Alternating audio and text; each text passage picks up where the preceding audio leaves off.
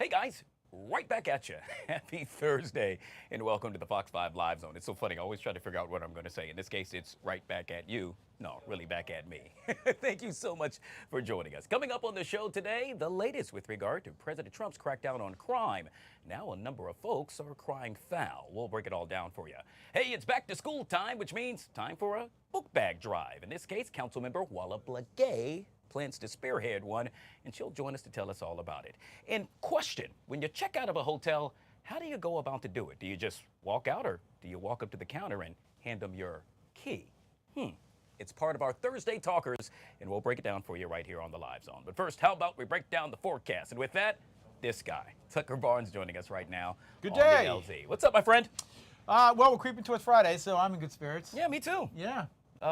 Zip trip tomorrow for you? It is. I'm going to Stafford, Virginia. Come down and see us. Yeah. Good stuff. We've been having a lot of fun this year. Yeah. We only got a couple left. I can't believe it's almost over. The summer flew by. We've got Frederick, and then, of course, the grand finale down at National Harbor in 2 weeks. 2 weeks from tomorrow. Good stuff. So you know what that means? Summer is going to be coming to an end fairly soon. Doesn't feel like it today, however, as we've got very humid conditions. We're looking at a few storms out there by late afternoon, and daytime highs about 90. Does that sound familiar? Yeah, sounds like summer. Yeah, that's like every day in the summertime across these parts. Okay, you can see the water in the atmosphere, at least I can. You see that haze out there, 82. It's not actually a terrible day. There's some sunshine across the area. And again, average high is now 88, and we'll be up near 90, so that's about where we should be. We'll check all the boxes. I think if one box we're going to have a check plus next to it, it would be the humidity today. With dew points in the 70s, we got a lot of water outside, and we had this yesterday, and we got some storms that developed. So not a zero chance for storms later this afternoon, maybe a 30% chance you'll get them. Not everybody will see a storm today, but if you look out west, here we are in the midday hours, and you can see some light showers starting to take shape there in western Maryland and parts of northwest Pennsylvania. And as that little piece of energy moves into our region later this afternoon, it will likely blossom into more significant showers and thunderstorms. Okay. So nothing major, not looking at severe weather outbreak or anything terrible, but there could be some downpours and some lightning and that kind of thing in a few of the storms that come through late this afternoon. Tonight we'll wrap it up, sun goes down, our storm chances go to 0, and then we'll reset and do it all over again Friday, Saturday, and Sunday. I do want to emphasize, if you have weekend plans, yeah, it'll be summertime hot, but the storm chances are not high. We're talking like 10, 20% chance of storms this weekend. I'll show you that in just a moment. That's this afternoon, 90 degrees with a couple storms around. And your weekend forecast, just a couple isolated storms on Friday and Saturday. I think we'll keep it dry on Sunday. It will be hot on Sunday. If you want another taste of fall, Guy, by next week, strong front there on Monday will bring us cooler temps Tuesday and Wednesday, and I think into the end of next week, only in the 80s. Okay. Well, the good news for me is you made mention of Saturday. I'm going to an event outside, so good to know it's not going to rain. Are you going to invite all of us? We'll talk about it off air. Okay. That means no. Tucker Barnes with all things weather right here on the Live Zone. Guys, if you haven't already done so, download the Fox Local app to take the forecast with you any and everywhere you go. Well, this afternoon, U.S. President Trump says he's convinced that Russian President Vladimir Putin wants to make a deal as the two leaders enter a highly anticipated meeting in Alaska tomorrow. Trump has threatened Russia with very severe consequences if Putin does not agree to end the war in Ukraine. If the summit goes well, the president suggested his goal is to move toward a trilateral meeting with Ukrainian President Zelensky. Joining us now to discuss this and so much more, our friend is back. U.S. Navy Captain, retired and political strategist Armin Kurdian, back here on the Live Zone. Always good to see you, Armin.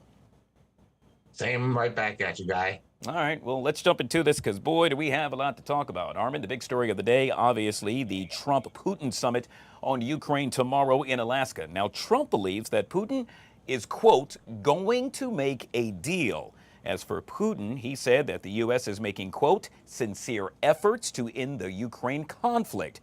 What needs to happen and what will happen in your mind, Armin? What needs to happen is that Putin needs to agree to a ceasefire coming out of this, say within 24 or 48 hours. What's probably going to happen is that Putin is going to say whatever he wants in order to try to get an extension in terms of when sanctions are basically not applied and allow him to continue to seize more territory in this war. You've seen this from him quite a bit, this obfuscation, this inveigling of trying to cloud the issue and essentially basically try to prolong this war because he believes that he's winning, and he is taking more territory, but at an immense cost to his people and his economy. So frankly, I think what Trump needs to do is he needs to say, look, either we agree to a ceasefire within 24, 48 hours, or the sanctions are going on. We can't have any more delays. The pressure's got to be brought to bear. Yeah, it's going to be really interesting to see how all of this plays out. One, because, well, obviously, we all want peace within that region. And two, what will happen following that meeting? We know that the White House has confirmed that Trump and Putin will hold a joint news conference tomorrow after that meeting. However, the president also said he could give solo remarks if the meeting does not end well. Now, Armin, it's no secret. In the past, we have seen President Trump give remarks after a meeting with Putin, in essence stating that he sided with Putin more so than his national intelligence agency. So, yet again, all eyes are going to be on that press conference. Yeah, well, considering his own intelligence community was trying to frame him for Russia collusion, which obviously was completely fake, and you really blame him for making a comment like that. But I think he wants to have a joint press conference. He wants to show success. Here's the kicker. Trump loves to make deals. Putin knows that Trump loves to make deals, and I think Putin is trying to use Trump's desire to make a deal against him in that sense. Putin is a rational actor in his own sense. In terms of what Trump is trying to accomplish, he's not necessarily fully rational, which is, I think, has been confounding Trump quite a bit going forward. Trump definitely wants to bring this war to an end. Everybody wants to bring this war to an end. It's going to be virtually impossible for Ukraine to reclaim the vast majority of its territory. But perhaps, if this could be stopped, and maybe some pushback in some certain areas, perhaps we'd have more leverage. But we're just going to have to wait and see what actually happens. But Trump has got to stick to his guns in terms of bringing the pressure down on Putin and Russia. Yeah, you made mention of pushback, and we know that we're getting pushback, if you will, from Ukrainian President Zelensky. He says, hey, guys, you're having a meeting. It's about, well, the country, in essence, I happen to be the president of, and I'm not there. What say you to that, Armin? When you have this much space in between two different sides, it's not necessarily very helpful to have both in the room at the same time. You've seen the U.S. do this in the past over the last several decades, called shuttle diplomacy, where the Secretary of State meets with one leader, meets with another, goes back and forth, and has these discussions trying to find some area of agreement or some measure of verbiage that two sides can agree to, even if it's almost superficial in nature. Then at that point, you can bring the two individuals into a room. But it's got to be constructive. There is a danger that if you bring the two of them into the room, that they might drive them even further apart. I don't know how much further apart they can possibly get at this point.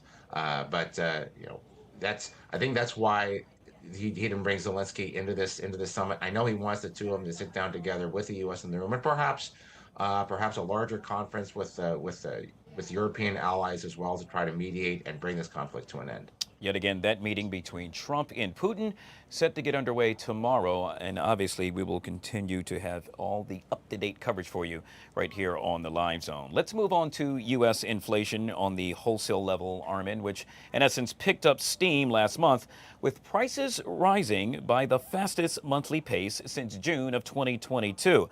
That according to new data that was released earlier today. Translation in so many words, we also know, Armin, that the amount businesses now pay in order to do business, well, that's going up. And the concern here, Armin, is that that cost may very well be transferred to the consumer. I know a lot of folks think that this is solely due to tariffs. That's not going to be correct. Yes, there might be some increase into wholesale prices, perhaps consumer prices due to tariffs.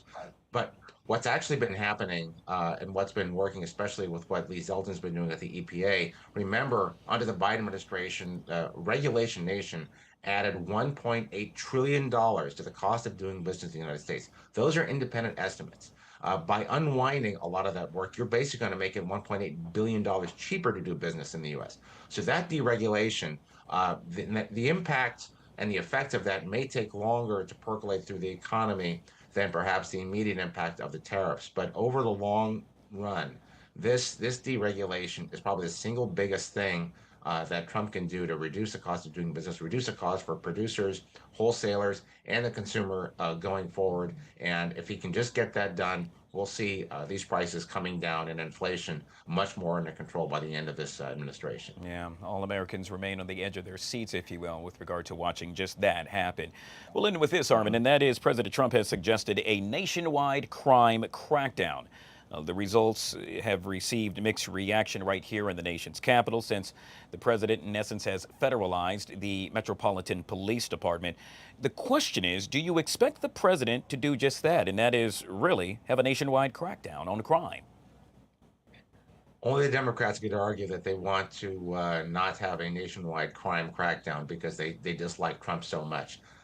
Look, I looked up, homicide rates per capita. The United States is about number 10 on the world. We rank more than countries like Bolivia.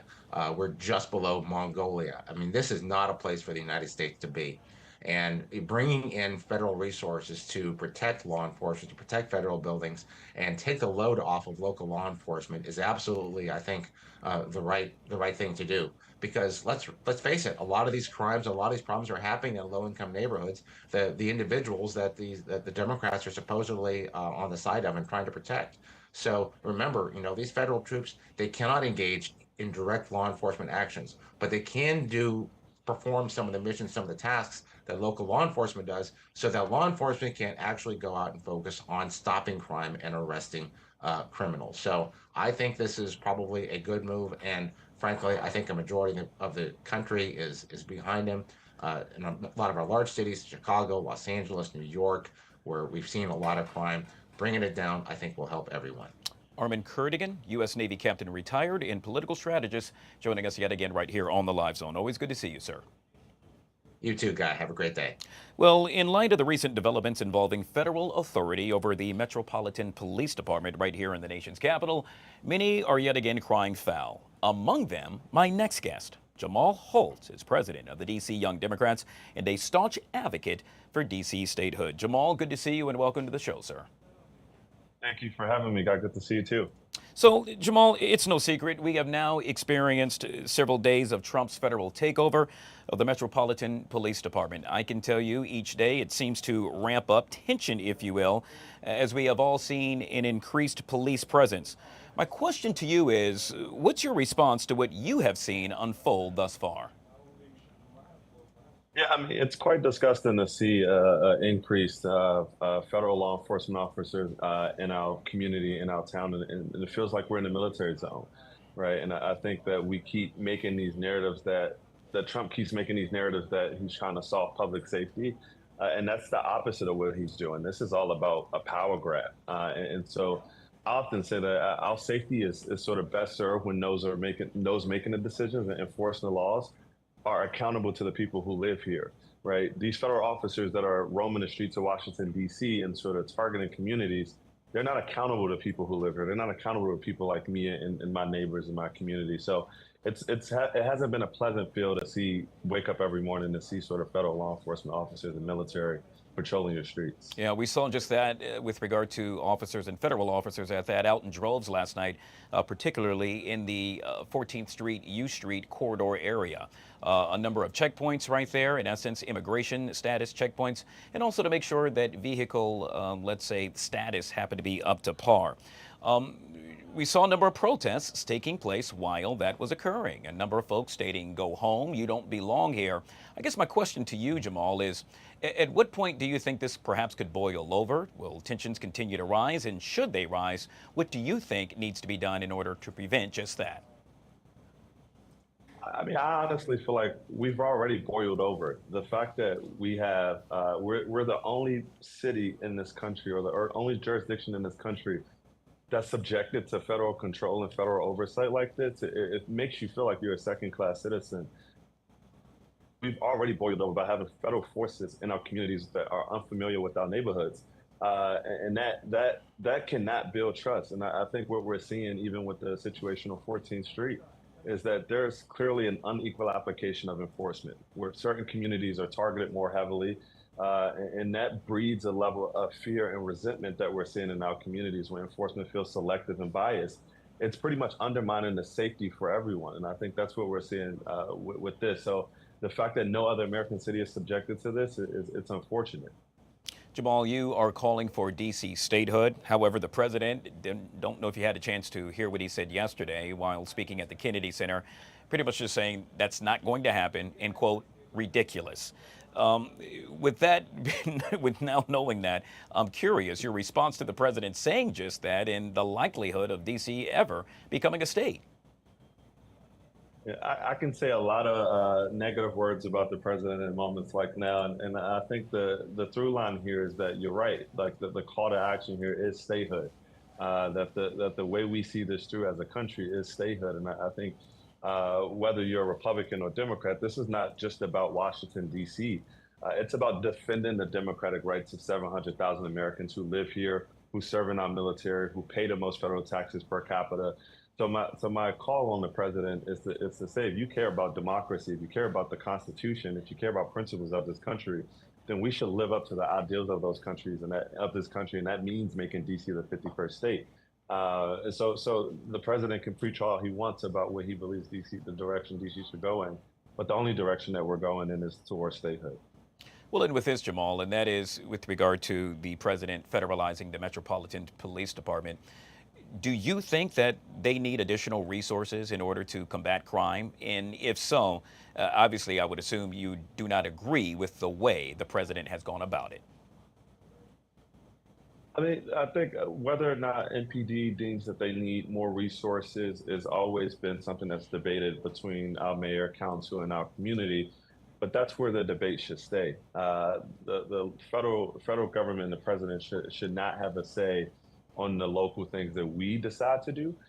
So I think NPD can talk about those things before the budget hearings and before sort of all the things that we need to do here locally and pass our own local laws. That's not a President Trump's decision. That's a Mayor Bowser and the City Council of Washington, D.C. decision. That's the community of Washington, D.C. decision and not something that the American people should be worried about. And so with that being said, Jamal, what happens next for you? What's the plan of action you plan to move forward with?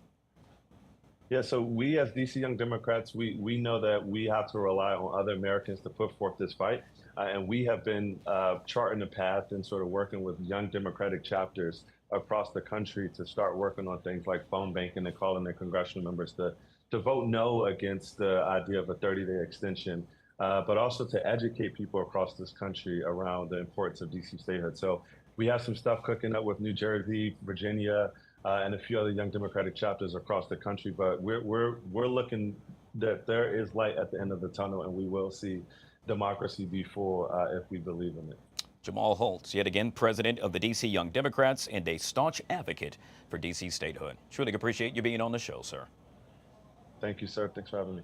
All right, guys, we'll take our first break. Hey, on the flip side of that break, you check the calendar. Yeah, it's back to school time. Hence, it's time for our Back to School Community Day, spearheaded by PG Council member Walla Blagay. She'll join us next, right here on the Live Zone.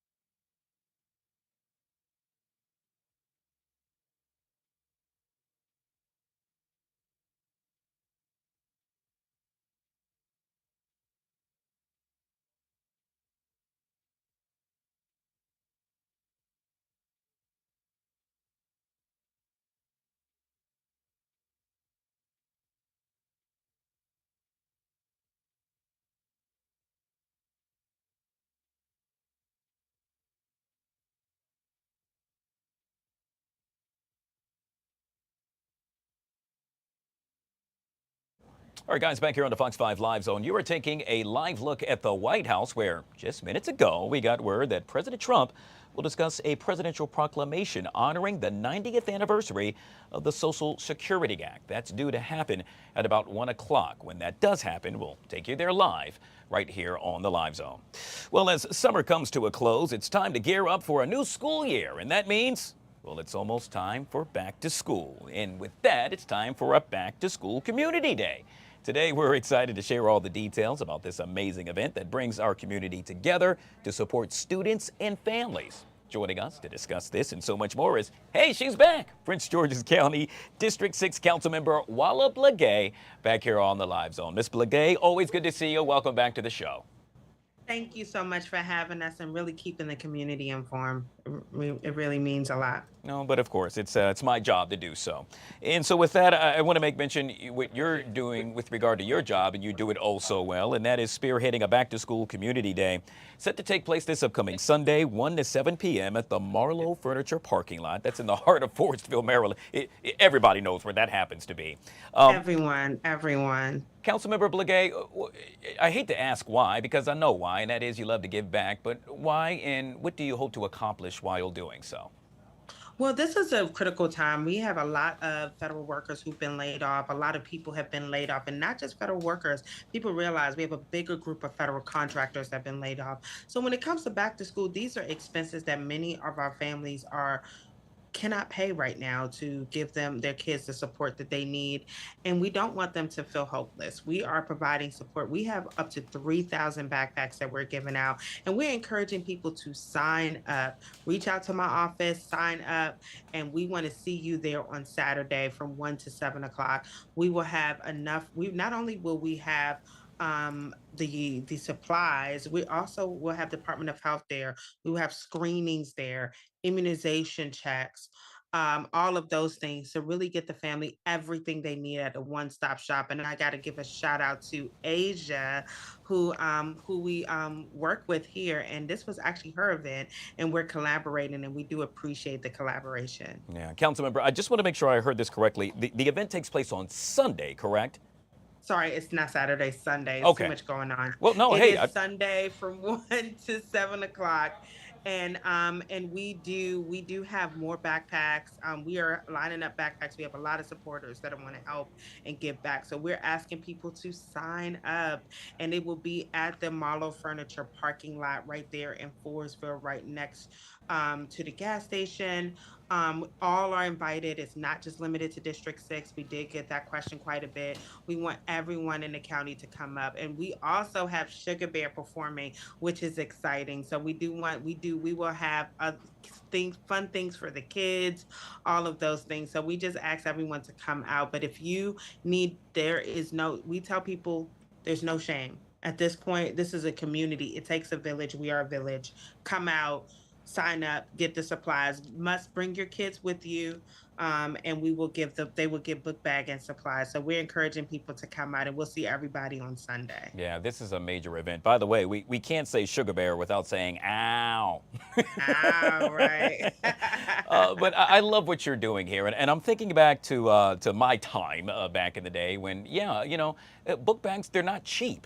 Let's just be real. Especially now, yeah. It's really actually expensive. I was surprised at the cost when we had one person that gave a lot of money, and they said, "Oh, that can only give $200." And I'm like, "Wait, for $2,500 should get a lot more." So we realized things are much more expensive, especially in the last couple of years. Inflation has really increased prices, and a lot of parents that we're just trying to lift the burden. As a council member, I'm curious, what personal message would you have to, let's say, students and or their families as they prepare to return back to school? Well, we want to tell them we have a new superintendent in Dr. Joseph, and we are excited of having a new superintendent. We're moving in a different direction with some of the things, really making people feel that the school system is supporting them in every way. And we want to be positive of our school system. So we want our parents to be excited to bring their kids back to school. We have a lot of great things that we're doing, and we want them to know that we're supporting them all the way. And if they are in a need, we are here to support. All right. Council member, obviously we are discussing all things with regard to Back to School Community Day. We're going to put that flyer up in just a minute as we outro this interview. But I have to ask you, while I have you, obviously all eyes are on the nation's capital, right over the bridge from where you are located at. President Trump has now federalized the Metropolitan Police Department, but wait, there's more, as they say.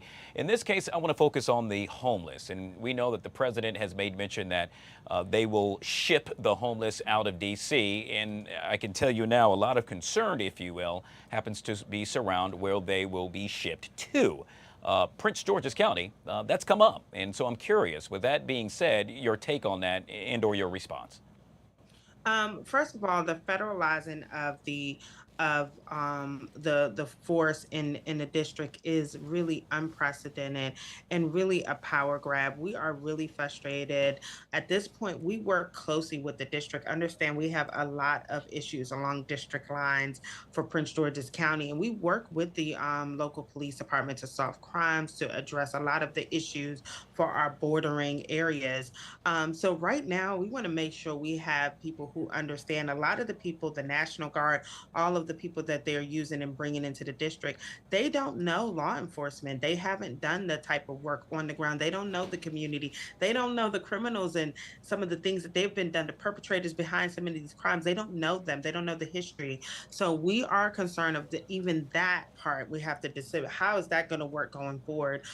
We are definitely concerned about pushing people out. We even are nervous about this whole federalizing might push people to the surrounding jurisdictions, which could be Prince George's County.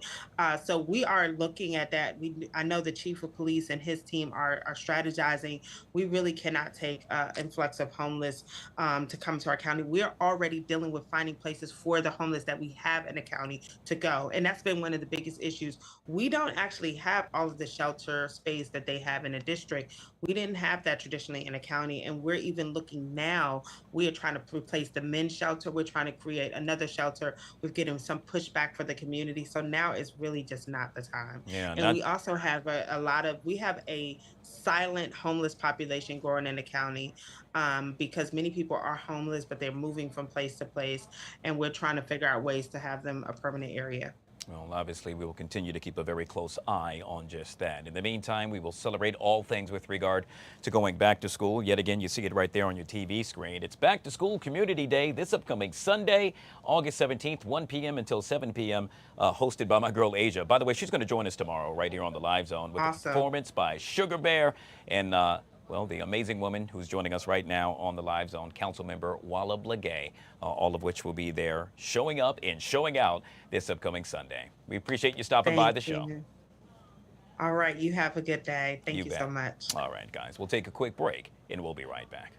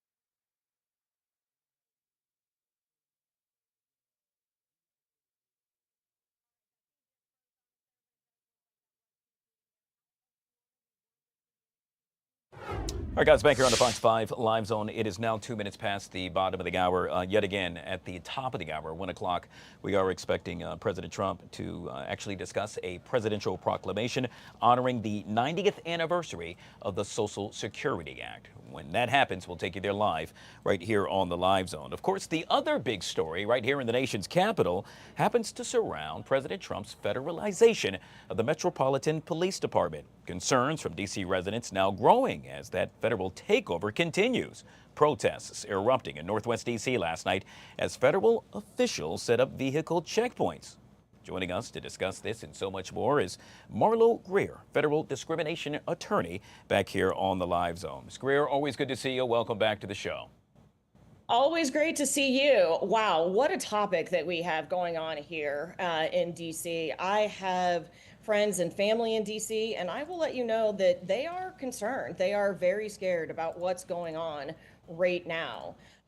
Can President Trump do this? And the answer is he can with an executive order, but is it going to hold up in court? And you can guarantee that people are going to bring a claim to try to prevent this from happening. However, it is already happening. So how much can President Trump get done while it's happening? Yeah. No, I'm sorry. Continue. Sorry. I mean, obviously, the District of Columbia is a little bit different than the other states, but we have already heard President Trump say that, watch out LA, watch out Chicago. The statistics show that even in DC that crime is lowering, but this really was on his agenda. And do we have to be worried about what President Trump is going to do in other states, and how are other states going to react? My other concern here is that the National Guard is now at odds with the police department, where we feel these agencies should all work together. And, what do they feel about doing their job here? They obviously need to follow the direction. And while I think that this is going to go on for a while, I do believe there will be legal challenges to it. And that's what I hope you can address. And so for us that are new to this, if you will, what is it we can and cannot do? For example, when asked, let's say by a federal officer for our ID, is it incumbent upon us to do just that? Should you follow that direction, or do you have the right to say, no, sir, no, ma'am, I'm just proceeding about my business? So you actually, when an officer asks you for your ID, you do need to present the ID, but that's really all that they're allowed to ask you to do. And don't forget, there always needs to be what's called reasonable suspicion to stop you. So they have to have reason to believe that you may be committing a crime, which is a different standard than probable cause. For instance, one of the things that is the easiest that everybody should avoid and make sure is, if you're driving in your vehicle, are your license plates tags up to date? Because if they are not, you can be stopped. That is considered probable cause, which means they could even take you out of the vehicle and search your vehicle. Are your windows, do they have too much dark tint? Because again, if they do, they can stop you. Are you simply walking across the street where you're not supposed to walk? Some states have jaywalking laws. And so if you are jaywalking, you can be stopped. So it's a really scary situation for your average person. Yeah. By the way, vital information. Thank you so very much for that. It is incumbent yet again upon us to know our rights, and because of you, I think a lot of folks now have a better understanding of what they can and cannot do, and or should and should not be doing. One of the concerns that we have seen time and time again, and what we saw last night at the security checkpoint right there at 14th and W Street, I believe, right there in the U Street corridor, a number of federal law enforcement officials, they were not wearing a badge, and they had masks over their faces. Yet again, you want to comply and you want to adhere to the law, but how do I know that this is actually an official, let's say, with law enforcement? That is very concerning. And frankly, you don't know. Can anybody just dress up? Yes, they can. You could ask them for your badge, but we have issues where law enforcement believes that they can do what they want when they want. And they can even give you a ticket for resisting. I call those tickets contempt of cop, meaning you didn't do what the cop told you to do. Everybody has to really stay calm and say, yes, sir, I have no problem getting my ID out, but I don't see a badge, sir. Could you please, give me your badge? Let me know who you are with. You can definitely try that. The problem is, how is that person going to react? And obviously we have concerns with people of color. What are they going to do? We know that they're targeted more often than not, and it's very, very difficult, and you need to make sure to stay calm. You can ask the officer to identify themselves, what agency are they from, but it has to be in a manner such that you remain calm, and you just never know what that other person is going to do. Yeah, this by far the federal takeover of the Metropolitan Police Department has, in essence, changed the dynamic of community policing. It's fair to say, and I think it doesn't matter what side of the fence you happen to sit on, whether it's the right or the left, that we all know that these federal officers are not trained for community policing. And yet again, that's of some major concern. It is definitely major concern. The National Guard is not trained to have community policing, and so how are they going to react if you ask for their ID? And some of the people may have been in the reserves and have done other jobs, desk jobs perhaps, and now they're being called to carry guns throughout the city of DC. How do they react? It's really problematic. All right. Well, yet again, something we will continue to keep a close eye on. I want to make sure that we just stress this yet again. If asked by a federal officer for your identification, yet again, the best way to go about it is to comply and adhere to what he or she has to say, correct? That is absolutely correct. However, they do not have the authority to ask you to do anything else. Again, they have to have a reasonable suspicion that you are committing a crime, have committed a crime in order to stop you. And they just can't ask randomly. But again, you want to make sure that you're safe. Very good. We've been speaking with Marlo Greer, federal discrimination lawyer, and kind enough to join us right here on the Live Zone. Truly appreciate your time. Thank you so much. You bet. All right, folks, we'll take a quick break. We'll be right back.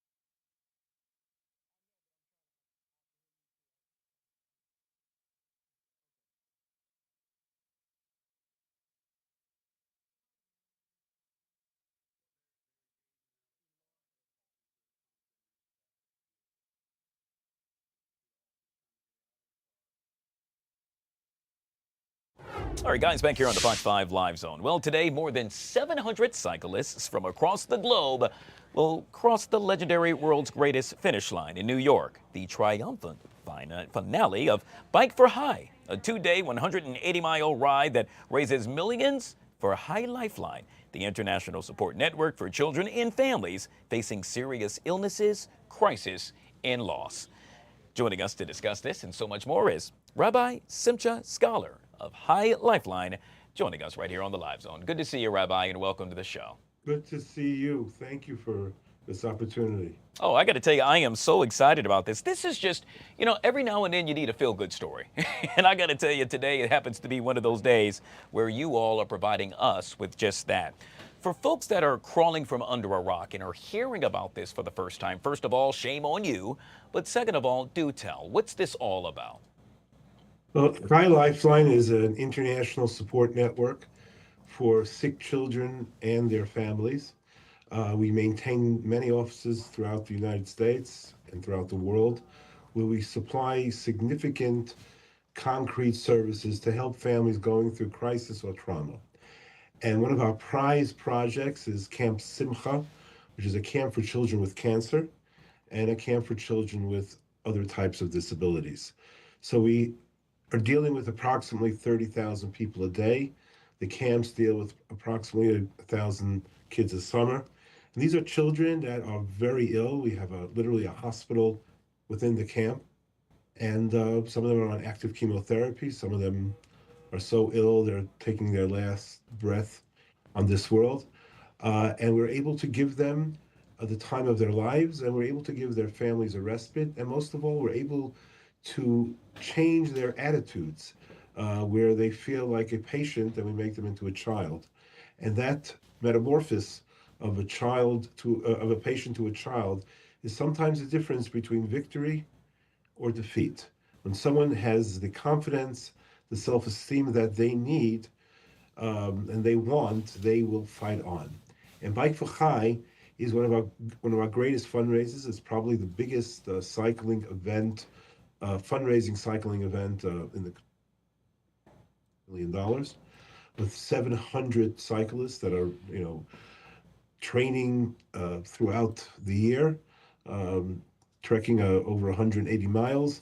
And they're going to be meeting the camp. The camp is in upstate New York, and the Monticello facility here, the car facility is also here it's right next to the camp, and the camp will be meeting them for a grand finale. And it's something very special to be, thousands of people here. And it's really something special to see men and women cycle for a purpose. Yeah, gosh, speaking of something special, what you all do day in and day out is truly special, assisting some 6,000 families annually. As you made mention, you all have collected droves and droves of money, all for this great cause. And I believe embarking or approaching your 20th year, raising some $100 million. Rabbi, I say this all the time on the show, and I'm a storyteller type of guy. I love to hear stories because it really pulls at the heartstrings. It makes it tangible yet again. And so perhaps you could share with us a story about a family that happened to be in dire need, and because of what you all do, well, they finally saw a light at the end of the tunnel. Well, let me tell you a story of what happened last night. Of a young girl, actually from California, that suffered a pediatric burn. Her clothing caught fire in front of her parents in her own home. And she suffered a burn that you normally do not survive from. It was on a significant part of her body. And she's in a lot of pain, a lot of different operations. And the father told me last night that his daughter did not want to leave the house. And even though she experienced this incredible miracle where our doctors said it really was miraculous that a child that suffered such burns would actually survive, but she did. But she was very depressed, and she was obviously very concerned about her appearance. And she came to our camp for 2 weeks, because we have 4 2-week sessions over 10 weeks of the summer for various different children and various different illnesses. And she came in their parents' own words, "You brought me back my child. I gave you a patient and you brought me back my child." So what this accomplishes is that people see this incredible change between patient to child. Illness can be very, very evil. It strips childhood away from children. It strips their family away from normal family interactions. All of these kids that we deal with are suffering life-threatening situations and or terrible traumatic experiences that have altered their family life and their own personal life and their regular childhood. Yeah. And what High Lifeline is able to do is bring them back to the roadway of normalcy. Wow. And Bike for Chai, the encouragement, the excitement that they bring these kids to know that men and women are biking and training and sweating and toiling for them is really an incredible experience for our children. And they embrace them and they're proud of them. And obviously the bikers are proud of what they've accomplished. And it's really a tremendous declaration for what humanity can do. Yeah. You can take a sport, you can take a hobby, and you can transform it into some incredible humanitarian effort that has incredible spiritual energy to it, and all for the sake of others. And I think that's really remarkable, Yeah. because a lot of times sporting events or hobbies are for ourselves, but here these men and women, these close to 700 men and women that have done this, have taken what was normally for someone's self and them sharing it with others. It tells us something of what of what humanity, of what the human being can accomplish. And although the Like, event is taking place today, I should also make mention that, well, you should not only donate today, but any and every day. And how would one go about to do just that, sir? well, it's ChaiLifeline.org. That's CHAI lifeline.org. Go on there, and there are many different opportunities for people to participate. ChaiLifeline.org.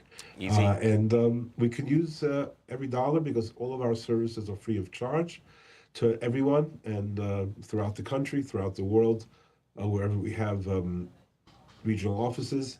And it's important to send a message to all of these children and all these families that they're not alone, and we, the people of the world, are with them.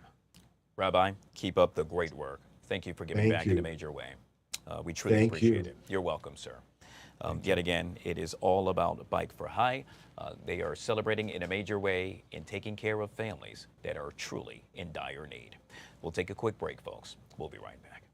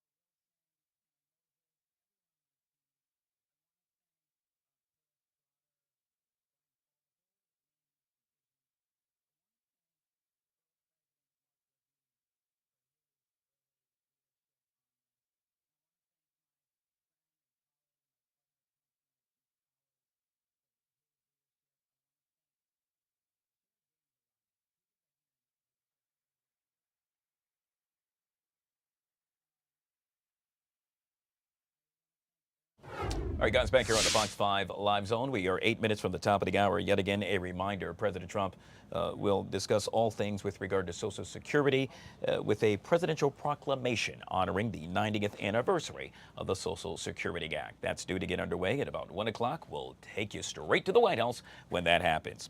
Well, right up the road from Washington, D.C. happens to be the amazing city of Baltimore. I got to tell you, throughout the month of July, I spent 2 weekends there. Truly amazing, truly one of a kind, and truly a charm. Speaking of charm, the Baltimore Acting Program, a new 501c3 nonprofit dedicated to transforming the lives of Baltimore's youth through the performing arts.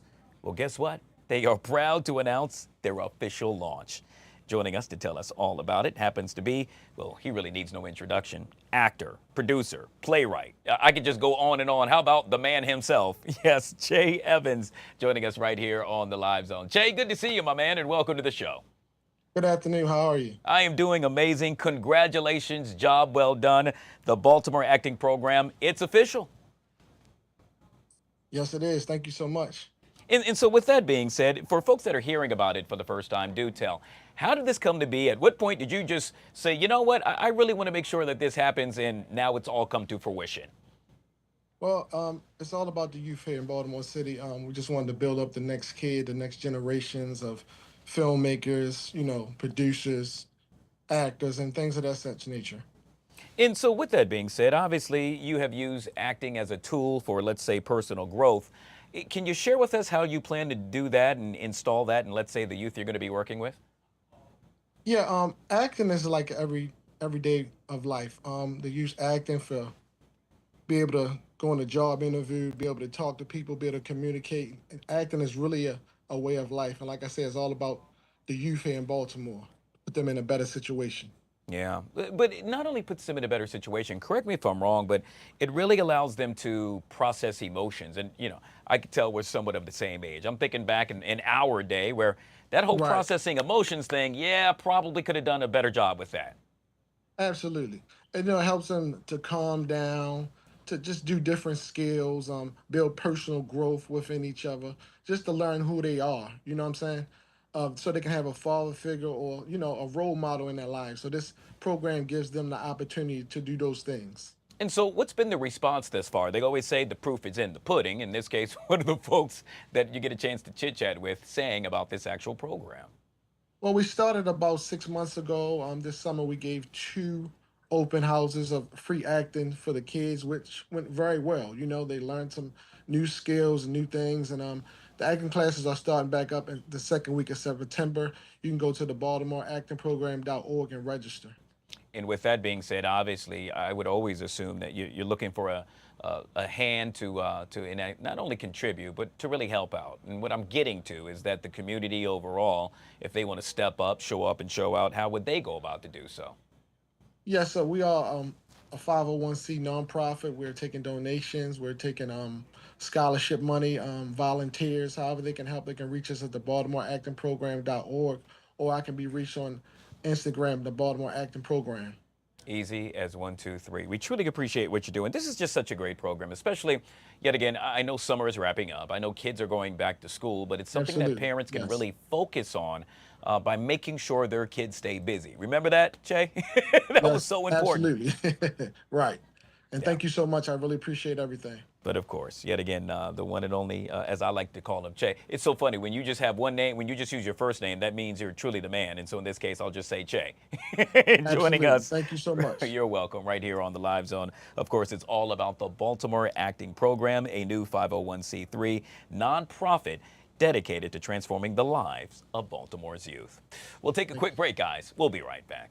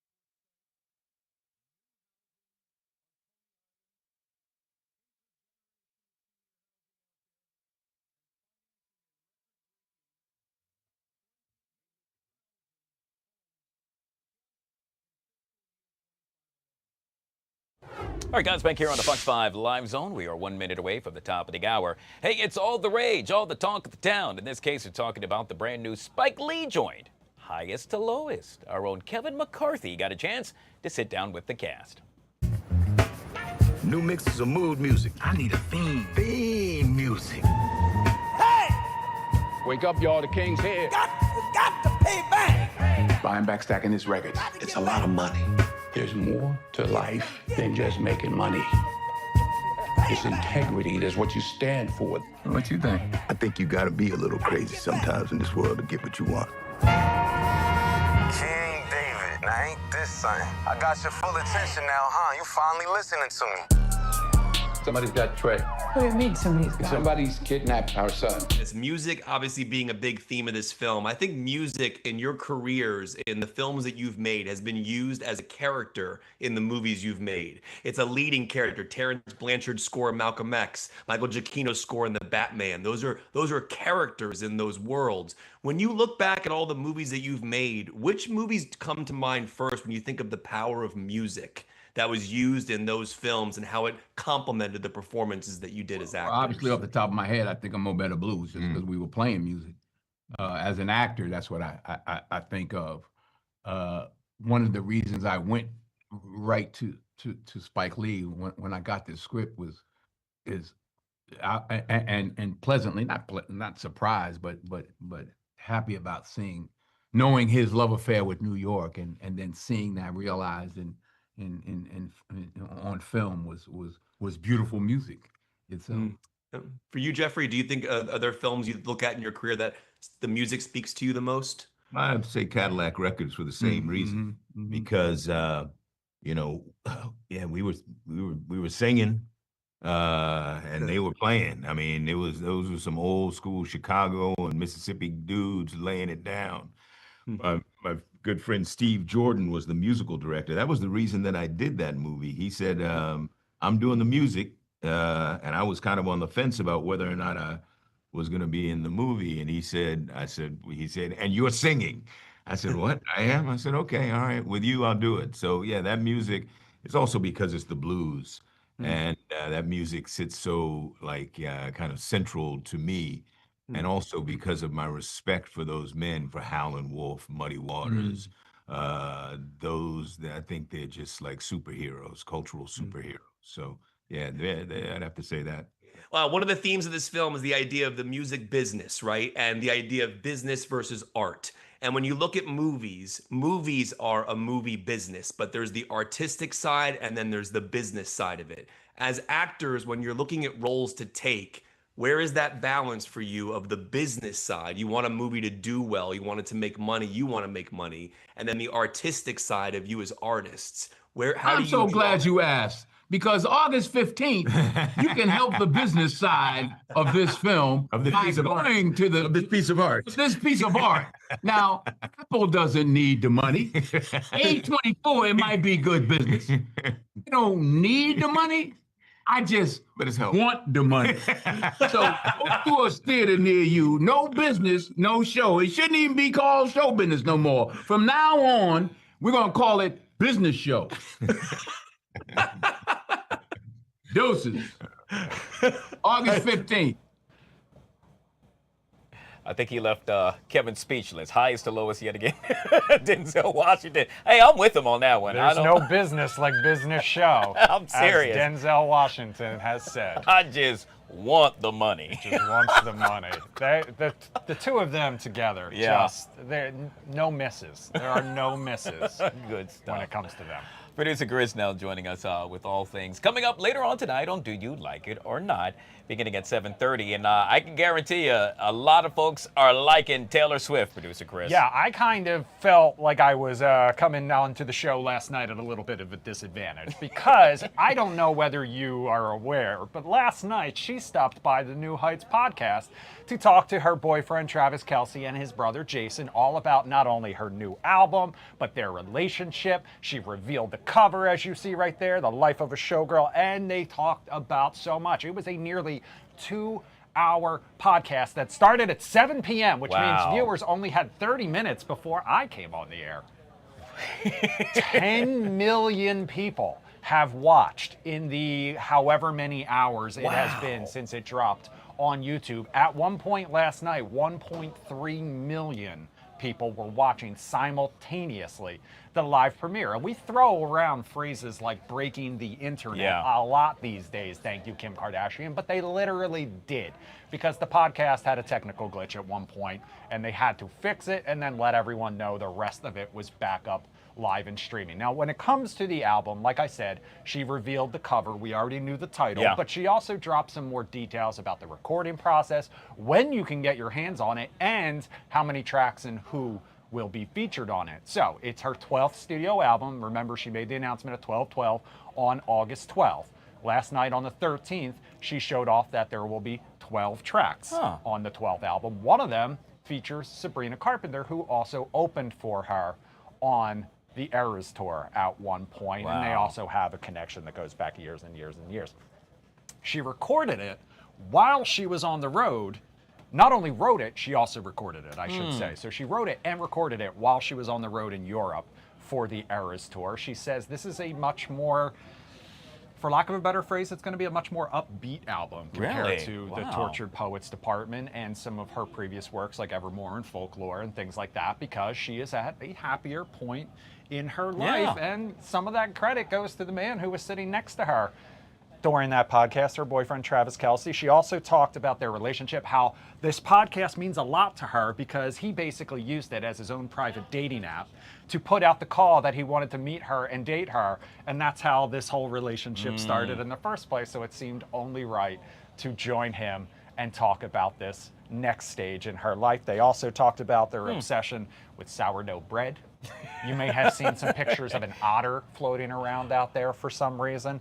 She also talked about her football knowledge. She said she's learned a lot about the game over the past few seasons. As she should. She said when things first started, one of the first questions she asked on their first date was what it was like to line up across from your brother on the field during the Super Bowl, at which point they both informed her that never happened because they both played on the offense. Yeah. So she said she's learned a lot. She also shared some secrets about her kind of approach to social media, which obviously this is one of the most talked about people on social media all the time, let alone in the last 24 hours. And she basically said that she has a very healthy relationship with it now.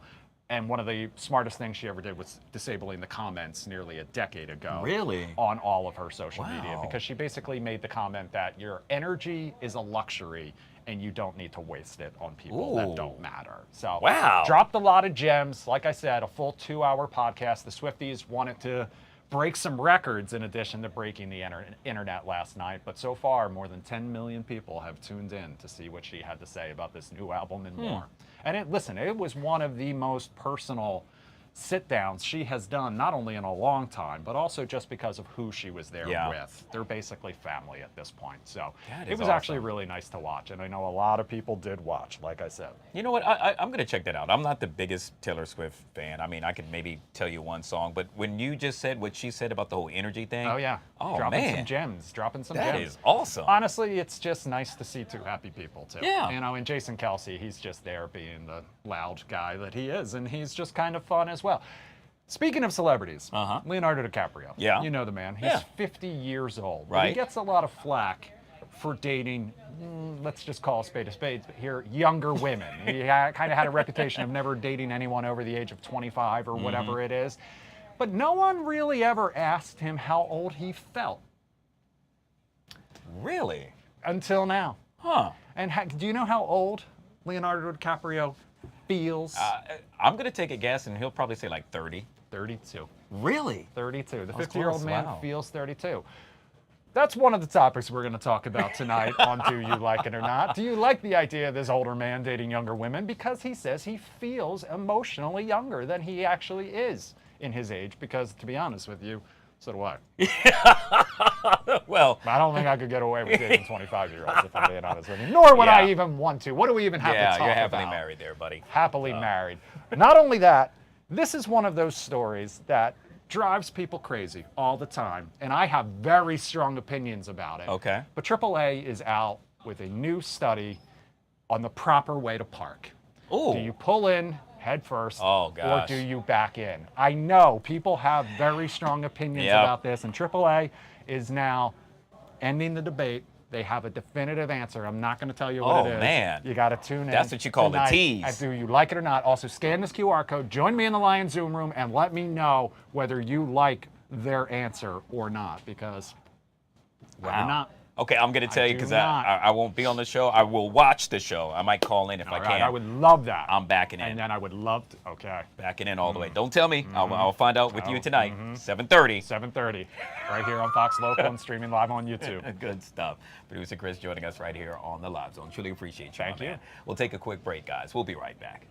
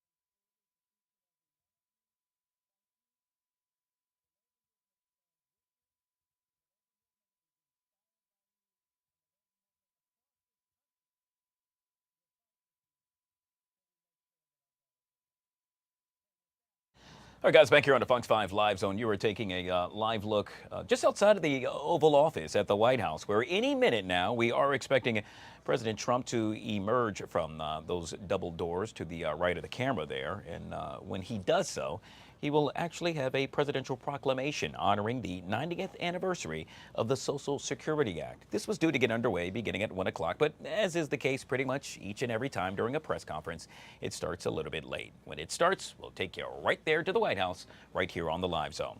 Question for you. What were you doing at the age of 17?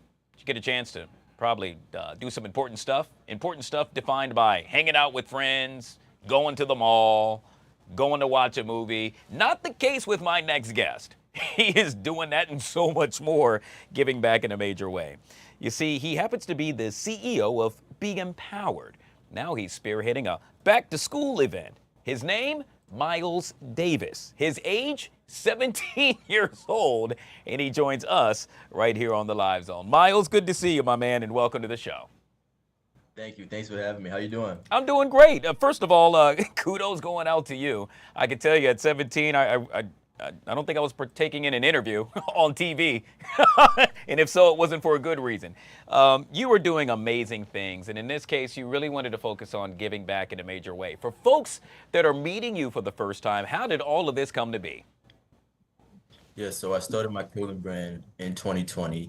And this is actually my third back to school event that I'm hosting. So I'm doing it annually. I'm giving away backpacks, school supplies. I'm also having vendors and other young entrepreneurs able to present their products here.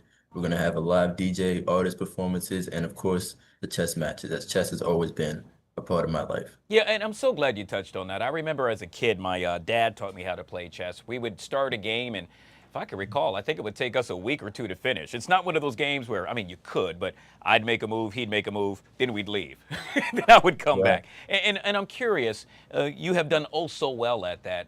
The lessons of chess, how are you able to apply those to life? Yeah, one of the main lessons I learned from chess is that even if you're not necessarily making a mistake, that doesn't mean it's the best decision. And I apply that to my life with just trying to make the best decisions in business. And when I'm organizing these community events, I do my best to make sure that the event is successful. Yeah, and it's going to be a success in a major way. At what point did you just wake up, Miles, and say, you know what, I'm good at chess, I'm good at all this other stuff, but in this case, I want to be really good at helping folks, and in this case, helping them with a back-to-school drive? Yeah, my parents definitely instilled that in me. When I was younger, my parents would go to shelters and they would give away and give back to the community. So that's always been a part of me. I would see my parents give back, and I learned a lot about the importance of giving to those who are less fortunate. That's always been my life, and I continue to teach that and spread that. Yeah, and yet again, you do it all so well. So let's set the scene for me, Miles. What am I going to be surrounded by? What am I going to see when I show up yet again to the back-to-school event on August the 16th? That's this weekend, by the way. Yes, so you'll see a lot of other young entrepreneurs who are also vending. We're also going to have poets, singers, and live performances. We're going to have a live DJ. We're going to have basketball and kickball games going on outside. So those are outdoor activities for you guys to enjoy. And you'll get to play against me in chess if you show up. And I would love to play against anyone or teach anyone who wants to learn. So that's pretty much what you'll see there. Oh, wow. That's what you call a challenge. You know what? I planned on, if I can, if the schedule permits, on stopping by. But now that I have the opportunity perhaps to play you against chess, oh, man, that's really encouraging, really enticing, I should say, for me to do just that. Miles, congratulations to you. Continued success. Yet again, it's not every day you see a 17-year-old doing the amazing things that you're doing, and you're doing it oh so well. Folks that want to find out more information about you, Miles, how would one go about to do so? Yeah, you can find us on Instagram at CEO_BE Clothing. Our website is beclothing.org. Again, Instagram, CEO_BE Clothing. Go there to learn more about me. Yet again, Mr. Miles Davis, CEO of Be Empowered, joining us right here on the Live Zone. We truly appreciate you. Thanks for having me. You bet.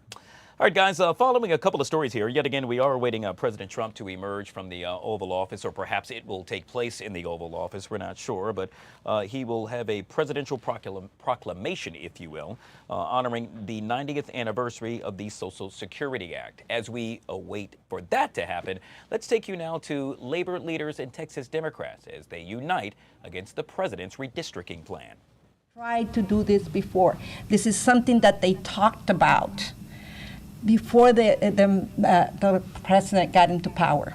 This is what they actually campaigned on, being able to have this type of power, being able to take away the voices, the voices and the power that the people had, right? And now that they see that the tide is turning, now that they see that people are waking up and understanding what it means to make America great again, to them, you know, they decided that they needed to move their agenda quicker. And they're being blatant about it. You have a president who on the record is saying, I need 5 more people to come out of Texas, 5 more. He said something similar when he lost the last election, we know that. But he's blatantly saying it. What does that mean? That means that they are scared. They're running scared. And I am so proud of this team here because the bullying tactics that they're using is not working. Texans are standing up. These folks are standing up. Our community is waking up. Because what I know, that our members, whether they're in Dallas, whether they're in El Paso, Corpus Christi, Houston, our SEIU members are saying, oh, this is the right thing. And yes, sign me up. I'm going to the next fight. And I'm signing up to make sure that I can vote the next time around because we are going to remember. They want 5 more seats. I don't think that they should count that those 5 seats are going to be for them. Yeah. They should not count that in because we are ready to fight. We are ready to take those seats and make sure that our people are going to be able to have a seat at the table. Yes. We fought too hard to make sure that our folks have a seat at the table, and we're not going to give them up that easy. We want to make sure our folks have health care. We want to make sure that the state focuses on what's important. We just got out of a tremendous flood in Texas, and it's not the first one. This should not be the thing that our representatives are focusing on. They should be trying to take care of our communities. But what we know is that they are focusing on their own personal agenda and not on the people's agenda. So I am committed to make sure that our folks are going to remember. Election day, we are going to remember what is important to us and who's standing with us on that. And I will say this in Spanish because as an immigrant, I think it's important.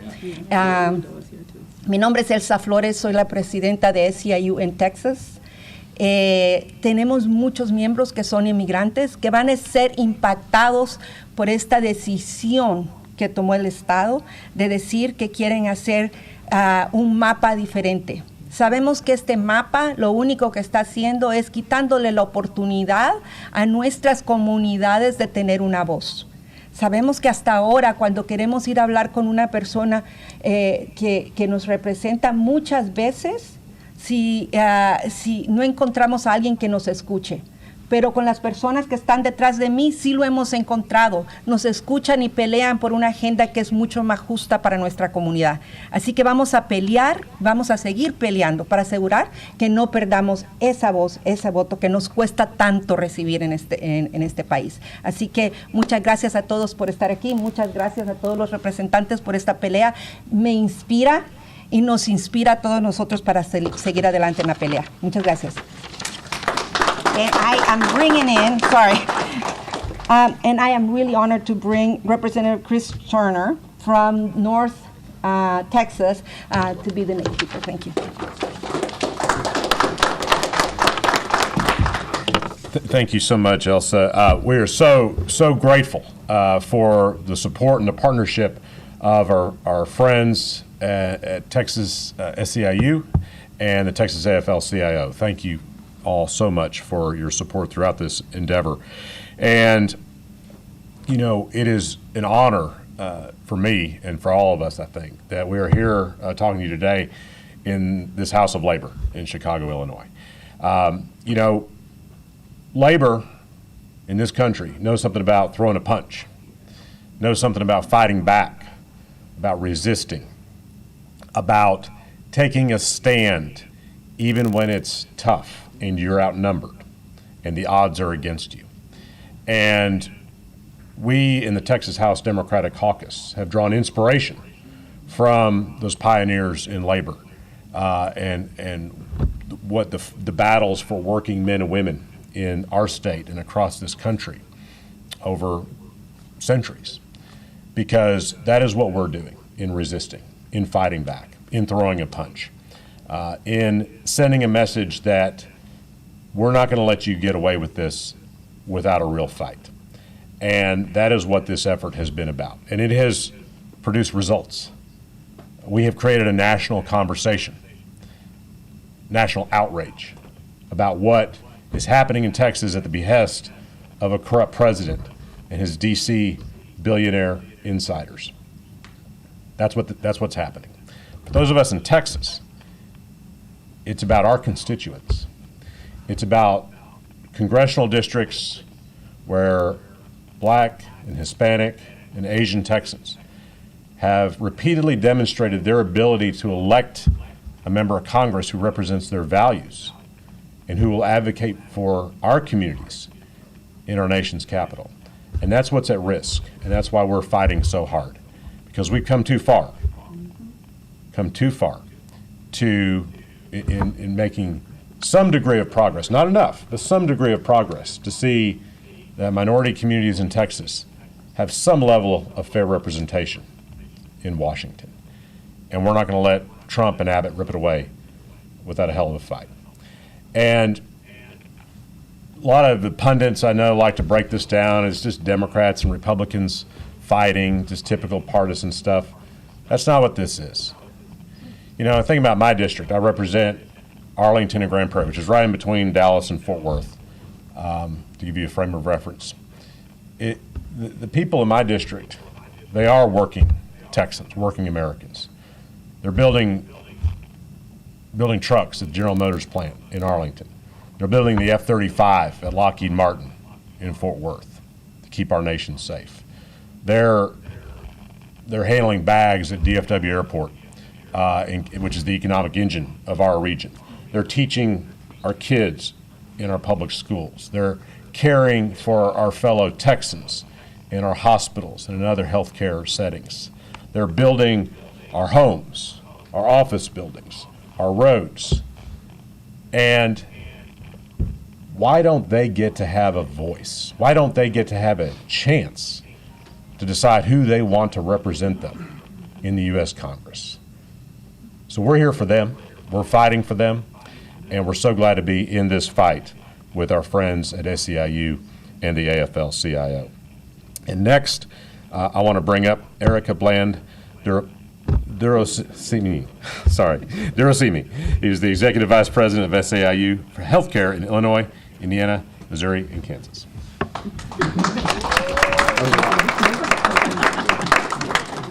Good morning. It's a mouthful. My name is Erica Bland, and I am the Executive Vice President of SEIU Healthcare, Illinois, Indiana, Missouri, and Kansas. And I proudly stand here today representing 90,000 frontline workers in those 4 states in solidarity with you all and say thank you. For the work that you have done, I say thank you. We know of what a union is about. It is about democracy and workers having the right to have a voice on the job.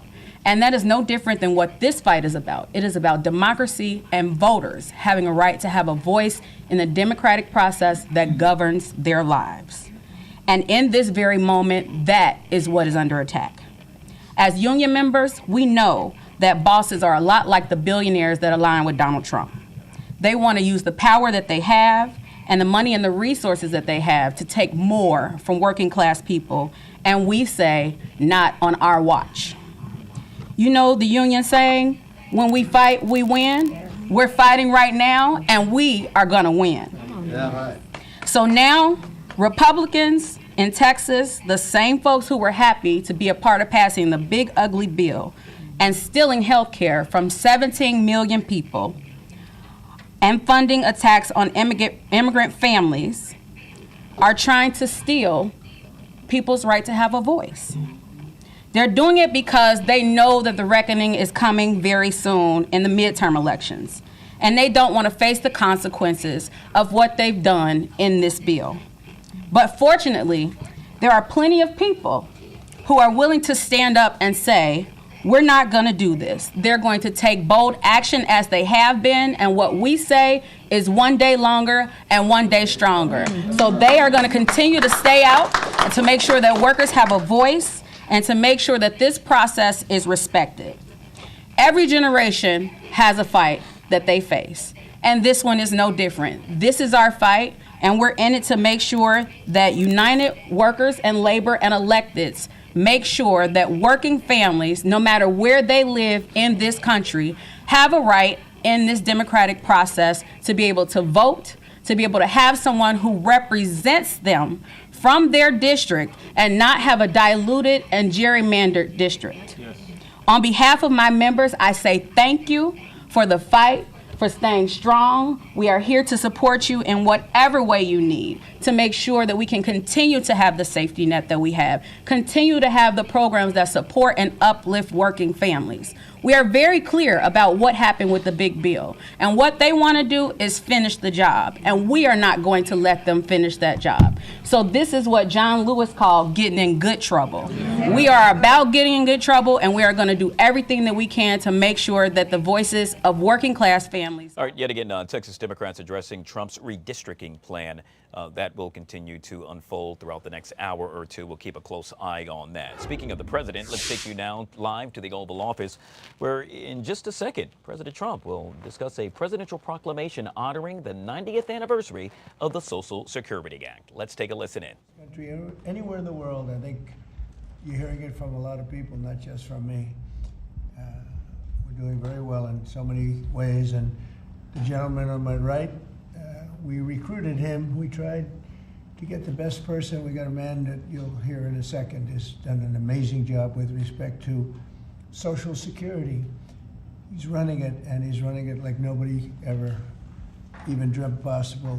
And it's the 90th anniversary right now of Social Security. So today we celebrate that 90th anniversary of one of the most significant pieces of legislation ever signed into law, the Social Security Act of 1935, and we're going to make it stronger, bigger and better, really doing a job. In the campaign, I made a sacred pledge to our seniors that I would always protect Social Security, and under this administration, we're keeping that promise and strengthening Social Security for generations to come. You keep hearing stories that in 6 years, 7 years, Social Security will be gone, and it will be if the Democrats ever get involved, because they don't know what they're doing. But it's going to be around a long time with us. Very much, you'll be surprised to hear some of the numbers. I'm delighted to be joined by the Commissioner of the Social Security Administration, Frank Bisignano. Oh, in the world of business, in fact, I wrote some of the little things down that he's had an amazing, he was Chief Operating Officer of J.P. Morgan Chase. He worked for Jamie Dimon, and Jamie Dimon said that he was amazing. So think of that, Chief Operating Officer, J.P. Morgan Chase, had a storied career. Then he went to First Data. For those in the business, you'd know it's the largest payment company anywhere in the world. And worked for Henry Kravis, and it was in big trouble. He took it over as CEO. He made it incredible. They merged with Fiserv, and he became CEO of that, and that became extremely successful. I was in Milwaukee. I guess they have the Milwaukee Arena, and where we had some good success and some good speeches. But he's a really legendary guy, and he wanted to do this. I mean, he just wanted to straighten out Social Security because he loves our country. And what he's done in a few months is amazing. Almost 60 million American seniors rely on Social Security for peace of mind and a life of dignity and retirement. These Americans paid into the system, and they deserve leaders in Washington who are going to protect the benefits they've had and protect Social Security. Under Biden, Social Security went down like nobody's ever seen. It deteriorated. There's never been anything like it. The 4 years of Biden were very, very destructive. It couldn't have gone on much longer. Social Security was going to be destroyed. It was being destroyed. The average call wait time reached an all-time high of more than 42 minutes. Field office wait times were at 32 minutes, which is unheard of, and the disability claims backlog was the longest ever in recorded history. In other words, it was run just like the country was run. It was run really badly. But I'm pleased to report that under our leadership, and Frank in particular, the changes he's made and what he's done is sort of a miracle. Sort of like what happened with the country as a whole. Field office wait times are now down 30% since last year, and it looks like it's going to a total record number. And the record was set in a long time ago when the world was a lot different place. We're gonna beat that record. Call wait times are down 73% while serving twice as many customers per day. The disability claims backlog is down 26%, and seniors now have 24/7 online access to their accounts, which they never had before, whereas under Biden, the website was down 29 hours a week for maintenance purposes. It was essentially not open very much. They were always maintaining it, but they didn't know what the hell they were doing. They had a person running that had no idea what they were doing. Among my very first acts was to order all government employees to return to the office or be removed from the job, which means our Social Security offices are now open for full business hours 5 days a week. So unlike being shut down all the time, we're open at record levels also. We're making it really great for the people that want and demand Social Security, and they paid into the system. They deserve it. Last month, I signed one big, beautiful bill and allowed no tax on Social Security for our great seniors, okay? So how's that? Not bad, right? No tax on Social Security for our seniors. And to protect our benefits, we've already kicked nearly 275,000 illegal aliens off of the Social Security system. These are people, many of them have already left the country. and yet we were sending them checks all the time, and 275,000, and that number is now even larger than that, Frank. It's an unbelievable job. And what that's doing is making the system strong. It's making it strong. Biden never kicked anybody off. Everybody joined.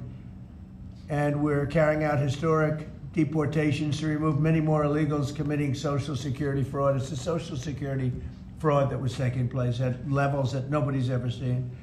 We cleared 12.4 million names listed in the Social Security database over 120 years of age. Think of that. So we had 12.4 million names where they were over 120 years old. Is that right? That's a hell of a statement. I have a feeling, Dan, that's not really really didn't happen, did it? So you have 12.4 million names listed in the Social Security database that were over 120 years of age, meaning you were breaking records, because I've never heard of anybody at 125. There were nearly 135,000 people listed who were over 160 years old, and in some cases getting payments. So somebody's getting those payments, and we're after that. We're also fighting the menace of inflation to make life more affordable for American seniors, and we've ended Biden's inflation nightmare. So we had the worst inflation in the history of our country, and now our inflation is down to a perfect number, a beautiful number, hardly any at all. And yet our country's taking in tens of billions of dollars and trillions of dollars, actually trillions of dollars in tariffs. You know all about it. It's been amazing. They say, why are we taking in so much money? Last week they found $29 billion and they couldn't figure out where it came from. I said, check the tariff shelf. And they said, how did you know that's where it came from? We're taking in billions and even trillions of dollars in tariffs, paid by other countries who, frankly, were taking advantage of us for many, many years. And they were doing that to us, but our people didn't know it. We didn't have smart business people. We've ended Biden's inflation nightmare and came in below expectations, and yet, again, this past month, we set records. Gasoline prices are way down, and really dramatically, as everybody knows, and energy prices have been going down, other than in certain states where you have Democrat-run states where they put windmills all over the place. Anytime you see a windmill, you'll say, well, they have bad energy costs, and it's happening in New Jersey. I saw that there's a revolution going on in New Jersey. They closed up a nuclear power plant, and they're raising electricity rates by 21, 22, and 28%, something like that. And you're going to have a new governor in New Jersey. I tell you what, you have a good man running in the Republican Party. He'll get them down. But what they've done is they've killed so many good sources of energy for very expensive windmills and lots of other things that don't work. 401ks and retirement accounts are soaring, and the stock market is setting record highs. Almost every day we're going record highs, and yet we're taking in hundreds of billions of dollars in tariffs. So it's turned out that Trump was right and they were wrong. A few smart people knew what was going to happen. A few of us were right. So we're going to keep the fighting going. We're going to make America's seniors every single day. We're going to fight for them. We're going to make them richer, better, stronger in so many different ways. But Social Security is like pretty much the one that we think about, and we love it, and we love what's happening with it. And it's going to be good for 90 years and beyond. Again, you were given only a short period of time. Social Security was supposed to be like down. Had they won the election, Social Security would have defaulted during Biden or Kamala's election, whoever they so chose. Two beauties. And now what I'd like to do is ask Frank to say a few words. Again, this is a man with a really storied past. He's one of the most successful anywhere in the world. What he did at J.P. Morgan Chase and what he did for Henry Kravis and all of the others are like legendary stories. And he just wanted to do this. He's making about a tiny fraction, I would say, a tiny fraction of what you used to make. But he didn't care. He wanted to do it. He made a lot of money. And he said, I want to run that system. I want to put it back on track. And he's got an unbelievable talent over there. It's like a different place. So Frank, would you say a few words, please? Sure. Thank you. There's less than 1%, tiny fraction, sir. Is that what it is, less than one? That's a tiny That's fraction. an honor. He's It's making an honor. It is an honor. And I'd like to start off by thanking the president for his tireless effort in running the country, in what he's done across the country, meeting every commitment. And, you know, I see it directly in the big, beautiful bill, the opportunity that it's brought to seniors. But his effort on every commitment, delivering against it, and delivering on world peace tirelessly. I'd like to also thank him for my opportunity. You know, he's teasing me, I'm teasing him about the economics of the job, but the reality is to serve 300 million Americans, which is what Social Security serves, is a tremendous honor. And him putting that faith in me and building what I believe, and I think I have a right to say it, is the best leadership team ever assembled in the White House and in the cabinet. So that's my great honor. So I come here and get the opportunity to serve the American public in a manner that I never imagined in my life. And what we found was the opportunity to fix a foundation. The reality is, people talk about 72 beneficiaries. I talk about over 300 million Americans with a Social Security number that we must protect through the system. And when you look at what we talk about in eliminating Social Security numbers that were live in the system, they could carry fraud through the whole system. So the first thing was root out fraud, waste, and abuse. But while doing it, the best way to be more efficient is provide more accurate payments and better service. And you heard the numbers. I think the most staggering number is that we had a website that was down 29 hours. This will be a digital-first agency, and we are building my SSA accounts. That's the digital account. And we have a bold goal of 200 million Americans to have a digital SSA account by the end of next year. It will happen. Just like we had a bold goal of single-digit wait time on the calls when they were at 40 minutes. And we did that. This is my 100th day. We did that within 90 days, right? Get the web up and running, bring technology to our field offices, use digital presence to answer and serve the American public.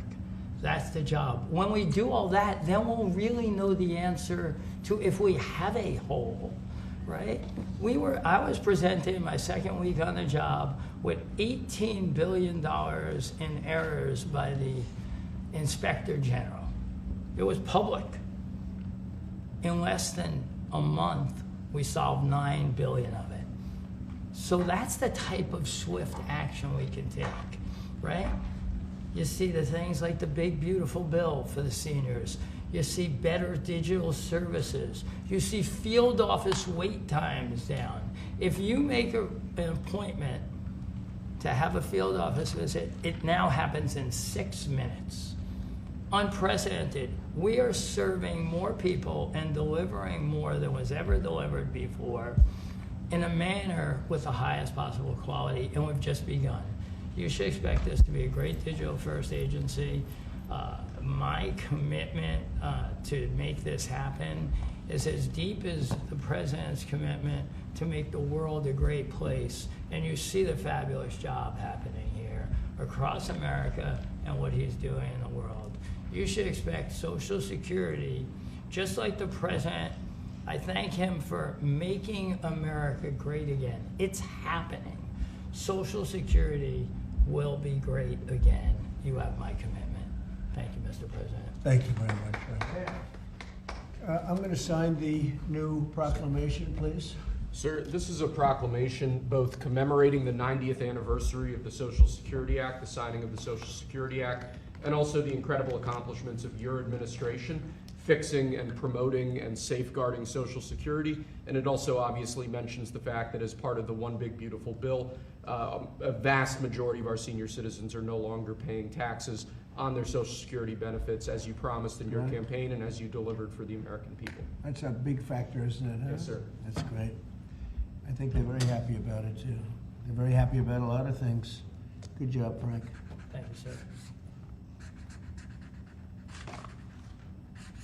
And Frank has brought with him some of the most talented people in business, and they were making a lot of money, but they made a lot of money. They had money they didn't have to make anymore, and they just want to do this. They want to have our country become strong and good, and that's what's happening. And we're doing that in a lot of locations, a lot of areas. You deal with some of the people that are commissioners, that are secretaries of state, secretaries of treasury and of commerce, people that were really, really successful people, and they gave all that up to make a very small amount of money.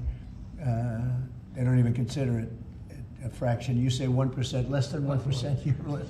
That's pretty good. That's a big pay cut. But Frank is one of the most outstanding of all. His career has been incredible, and you just have to look at what happened at J.P. Morgan Chase and look at what happened with First Data. First Data was the biggest company of its kind in the world, but it was not going to make it. He went in, and it became a tremendous success. And merged into another company, and he became the head of that company. Then he said, let me go save Social Security. Because as big as that stuff is, it's small potatoes compared in terms of numbers, right? In terms of numbers, these are big numbers. Government numbers are big numbers. So I want to thank everybody for being here, but I'm really proud of you, Frank. And here's your proclamation, and let's take a look at what that looks like. Signed by the human hand. For a change. That's good, right? Do you have any questions for Frank? How about questions for Frank? For Frank? Mr. President? Yes, on Social Security. Please.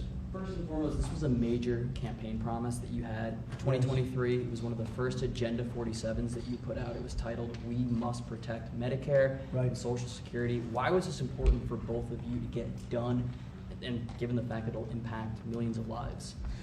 Well, it was very important to me because I knew how Social Security, I've been hearing about it for years, long before I came to office, that it was really going to die very shortly. And I had to put somebody outstanding in, and we were talking, I was talking to him on a business sense once, and I said, this guy's amazing. And he said, I'd love to help you with Social Security because it's sort of what he does. You know, he takes troubled entities and turns them around. And he did some of the biggest messes in the world, and Social Security in a certain way, I guess, you reported it all the time. In 4 or 5 years, it's going to go bust, but not anymore, it's not.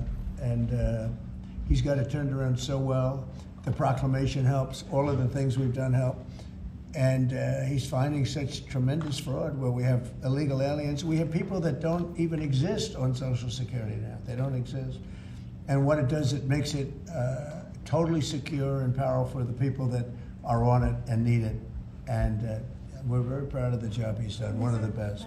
Kara Castro from Lindell TV. How are you today, sir? Democrats like Bernie Sanders and Elizabeth Warren continue to peddle the lie and the claim that you're trying to cut Social Security, despite your repeated promises to protect it. Why do you think they keep pushing this misinformation and literally terrorizing the elderly in America that sadly keep watching the very misleading mainstream media? I love your question. I should have called you almost first, but I love his questions also, always. But it's such a good question. It's so vicious what they do. Elizabeth Warren said she was an Indian. We call her Pocahontas. She's a liar. She lied her whole career. Based on the fact that she was an Indian, she was able to get into certain colleges, get certain jobs, get into certain universities to work there. She's a liar and a mean person. She's a nut job. I watched her the other night. She's all hopped up endorsing a communist in New York City. And she was all excited and jumping up and down. She's got to take a drug test. She really does. She's got to take a drug test. There's no way somebody can act that way and be normal. What she's done to our financial institutions, she destroys people. Do you know that you had a lot of great banks in the Midwest and banks that loaned to farmers and others, and they went out of business? She put them out of business. Stone cold mean. Banks that were open 150 years, family banks that supplied the farmers and manufacturers and others, and she put them out of business. She's a mean, horrible human being. Bernie Sanders is Bernie Sanders. I don't mind him so much. He's just a liberal guy, very liberal guy. He's a wacky guy. He's still sharp. I got to tell you, you know, he's 86 or 87 or something. He's still sharp. You compare that to Joe Biden, it's, you know, sort of what happened. So I don't mind Bernie Sanders. With him, you know what you're getting. You're getting a guy, he's a nasty guy, but he's somebody that, I don't know if I call it a fastball, but he's able to throw the ball pretty well. He's okay. I watched him the other day. He was totally on the opposite side of things. I will say this, the biggest issue right now, and an issue that's really taken hold, is crime, stopping crime in the cities, and the Democrats are fighting the stopping of crime. So I think that's like men playing in women's sports is okay, or transgender for everybody okay, but this is a bigger issue. This is the biggest of all issues. Crime is rampant in DC, it's rampant in our generally blue-run cities, and they've got to do something about it, or they're never going to win another election. And instead of calling me a dictator, they like to say Trump's a dictator. Trump's a dictator. Well, I had calls from many, many friends, including Democrats. I have a lot of Democrat friends, but they're normal people. And they were thanking me so much for what I'm doing in DC. They feel so safe already. And you know, at the border, we had 0 people come in, and this is done by a liberal group. They're the people that do it. I have nothing to do with it. 0 people in 3 months. We had 0, 0, and 0 for 3 months. And last year we had millions of people pouring in from all countries, from jails, from drug addicts, gang members, drug dealers by the thousands and thousands. 11,888 murderers, half of whom committed more than one murder. They flowed into our country, and for the last 3 months we had none. And I didn't get, remember when Joe Biden used to always go, I need legislation, I had no legislation. I just said we're closing the borders, and the whole world understood it because they respect your country again. They really respect this country again. They didn't respect it. When he said it, it didn't mean anything. But now they know it meant a lot. And Mexico does what we tell them to do, and Canada does what we tell them to do, because we have the 2 borders. We have the northern border, the southern border, and they were both horrible. But now it's some people say it's a miracle. Well, what Frank has done with Social Security also is something very special. But what we're doing with crime, which will be your next question, I guess, that's because everyone's they're afraid. Half of the people here, maybe all of the people here, most of you live in DC, you are petrified to go out, and you're liberal, and if you're liberal, you're going to have to change. You're Democrats, you're going to have to change your ways. So we will have crime under control very shortly in DC, but they're record numbers, and sadly, what I guess the mayor did, but whoever it was, they asked the numbers to be fudged so that it would show less crime than the fact. The fact is, it's worse than it's ever been, and we will have it just like we did at the border, where the borders are totally in great shape right now, the best ever, record-setting shape. We'll have the crime situation solved in DC very soon. And we're also going to beautify the city. We have a beautiful city, but you can't have graffiti, and you can't have roads with potholes, and you can't have the medians, the dividers in the roads falling down on the street. We're going to be beautifying the city, making it really beautiful. We're going to be getting the criminals the hell out of here. We don't want the criminals in Washington, D.C. Mr. President, one on your Putin meeting and then one on D.C. crime. Are you prepared to offer Vladimir Putin access to rare minerals to incentivize him to end the war? We're going to see what happens with our meeting. We have a big meeting. It's going to be, I think, very important for Russia, and it's going to be very important for us, and important for us only that we're going to save a lot of lives. Look, we have, we're not paying any money, as you know, to Ukraine. We're supplying equipment. We're being paid 100% plus for that equipment by NATO. And I got NATO up from 2% to 5% of GDP. They now have billions of dollars. NATO is a very rich group of countries, and we make the best military equipment anywhere in the world by far, and they're buying our equipment, and they're paying 100% for the equipment, 100%. In fact, they owe us about $2 billion now. They're going to send a check. Another one was sent recently for $1 billion. So we're not spending any money anymore. Biden gave them $350 billion, got nothing for it. And if you look, and by the way, we also signed a rare earth deal where we get, years of rare earth to get our money back, the money we spent. But what I'm really doing this for is to save thousands of soldiers a week. You have Russian soldiers, you have Ukrainian soldiers, and then you'll have missiles dropped into various cities and towns in Ukraine. And they're losing last week they lost 7,251 people, mostly soldiers, Russian and Ukrainian soldiers. I'm doing it for that reason. We have a meeting with President Putin tomorrow. I think it's going to be a good meeting, but the more important meeting will be the second meeting that we're having. We're going to have a meeting with President Putin, President Zelensky, myself, and maybe we'll bring some of the European leaders along, maybe not. I don't know that it's going to be very important. We're going to see what happens. And I think President Putin will make peace. I think President Zelensky will make peace. We'll see if they can get along. And if they can, it'll be great. You know, I've solved 6 wars in the last 6 months, a little more than 6 months now, and I'm very proud of it. I thought the easiest one would be this one. It's actually the most difficult. We had one war raging, as you know, for 37 years.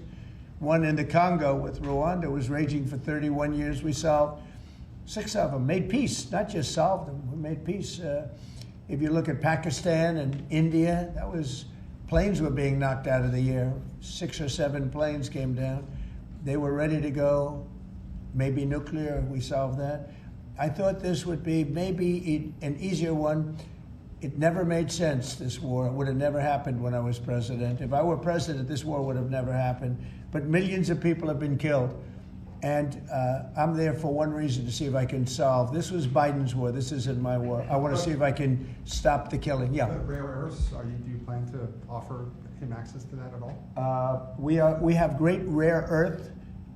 We made that as payment for all of the money that we've spent so foolishly in Ukraine. We spent $350 billion. Now Europe spent $1 billion.